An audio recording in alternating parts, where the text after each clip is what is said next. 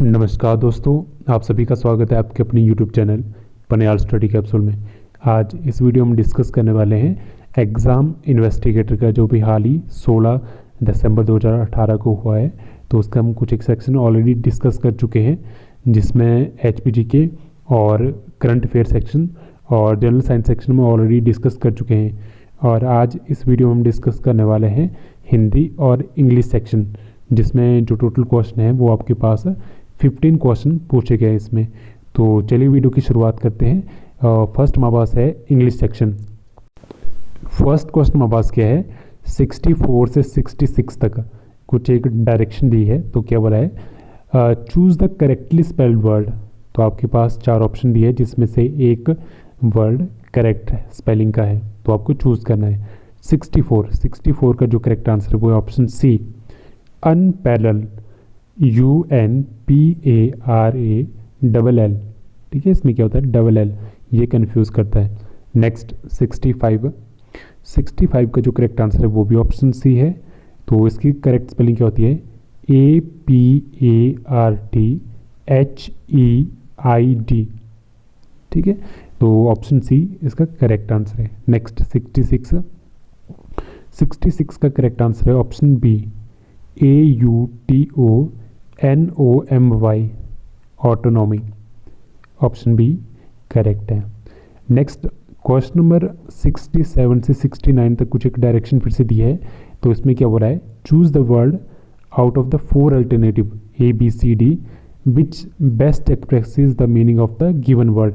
आपके पास एक वर्ड दिया है, 4 ऑप्शन दिए हैं, तो उसमें से कौन सा ऐसा वर्ड है जो उसको मैच कर रहा है, बेस्ट एक्सप्रेस कर रहा है उसका मीनिंग। तो फर्स्ट क्या है 67, एस्ट्रोनिस्ट। देखिए, एस्ट्रोनिस्ट का मतलब होता है आश्चर्यचकित करना। ठीक है, जब आप किसी चीज़ को देखते हो और उसको देख के आश्चर्यचकित हो जाते हैं तो हम बोलते हैं एस्ट्रोनिस्ट।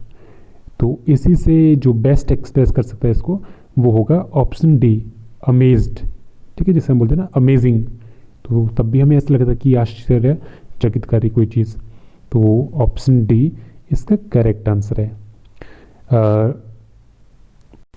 Next 68, incredible. आपने काफ़ी बार टीवी में न्यूज़ देखी होगी, जिसमें एक ऐड आती है इंडिया की, जिसमें बोलते हैं इनक्रेडिबल इंडिया, इनक्रेडिबल हिमाचल। तो इनक्रेडिबल का मतलब क्या होता है, अविश्वसनीय, अविश्वसनीय। तो इसका जो करेक्ट यहाँ पे बेस्ट एक्सप्रेसिव वर्ड होगा वो कौन सा होगा, 68 का करेक्ट आंसर है ऑप्शन सी, अनबिलीवेबल, यानी अविश्वसनीय। जो मैंने अभी बताया इसका मीनिंग ये कुछ इस तरह से होता है। तो ऑप्शन सी इसका करेक्ट आंसर होगा। Next 69, insight. इंसाइट का मीनिंग होता है उत्तेजित करना। क्या होता है, उत्तेजित करना। तो 69 का जो करेक्ट आंसर है वो है ऑप्शन सी, राउस, ROUSE। ठीक है, इसका मीनिंग भी क्या होता है, उत्तेजित करना। तो इनसाइट का उत्तेजित करना और राउस का मीनिंग भी क्या होता है, उत्तेजित करना। तो ऑप्शन सी 69 का ऑप्शन सी करेक्ट आंसर है इसका। और भी मीनिंग होते हैं इसके राउस की, जैसे चौंकाना, उकसाना, भड़काना, ठीक है, या उत्तेजित करना, उस तरीके से। तो यही इसके साथ मैच करता है। तो ऑप्शन सी इसका करेक्ट आंसर है यहाँ पे। नेक्स्ट क्वेश्चन नंबर 70 से 72 तक फिर से कुछ एक डायरेक्शन दिए। तो क्या बोला है, choose the correct meaning of the given idiom. तो आपके पास एक ईडियम दी है, तो उसका करेक्ट मीनिंग क्या होगा। 70 क्या है, to dig at, to dig at. तो इसका मीनिंग होता है इंसल्ट करना, किसी की इंसल्ट करना, किसी भी व्यक्ति की इंसल्ट करना जिसपे ऑलरेडी कोई पहले से कुछ उल्टा सीधा बोल रहा हो, तो उसकी और इंसल्ट करना। ठीक है, तो इसका यहाँ पे मीनिंग क्या होगा, to remark against, to remark against. Option D correct है मीनिंग इसका 70 का, option D. Next 71, to land an ear. ठीक है, टू लैंड एन ईयर, इसका मीनिंग क्या होता है, ध्यान से सुनना, ध्यान से सुनना। Option D, to hear, to hear. Next question देखते हैं। Next 72, in the nick of time, in the nick of time.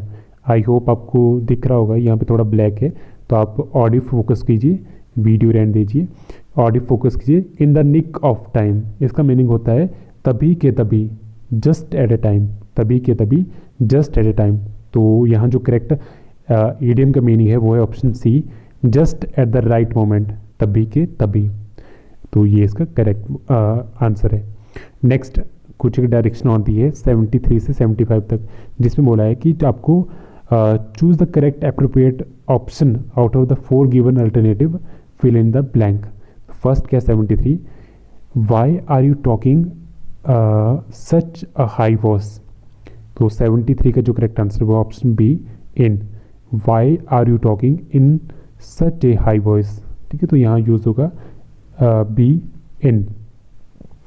Next 74, they fill in the blank the horse thief, they hanged. Option A 74 का option A, they hanged the horse thief. Next 75, we fill in the blank at home as long as we could.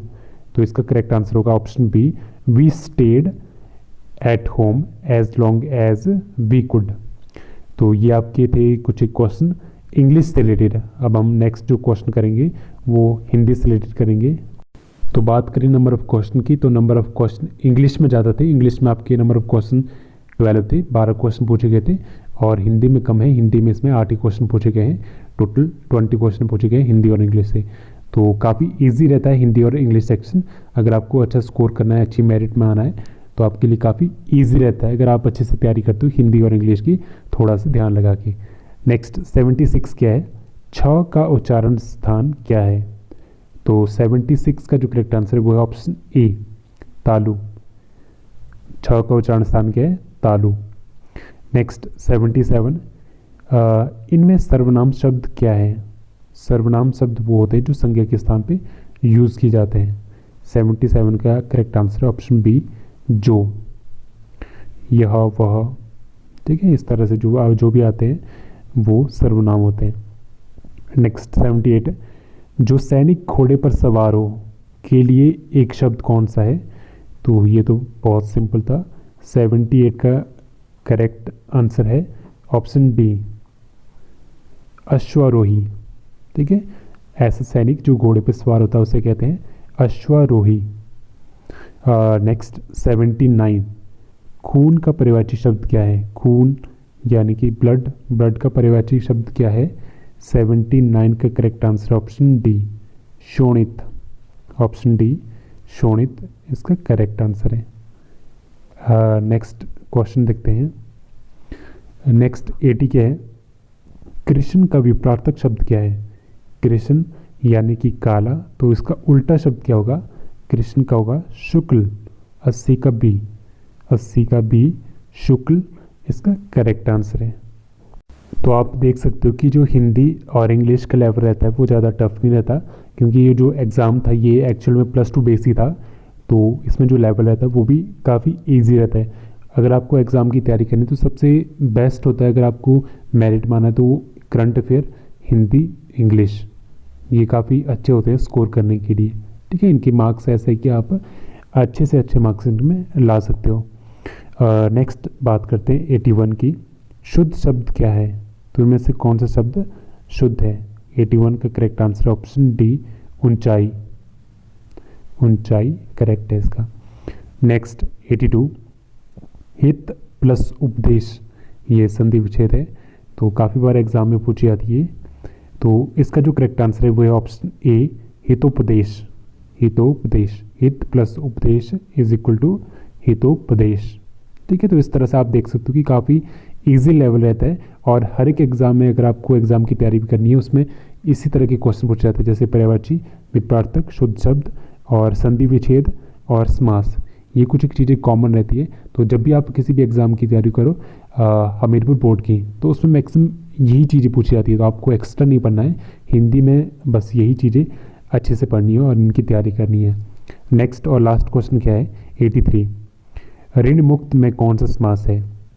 83 का correct answer है option B, option B, तत्पुरुष समास। ऋण मुक्त, ऋण से मुक्त, जिसमें जो सेकंड पद होता है वो प्रधान रहता है, तो वो होता है तत्पुरुष समास।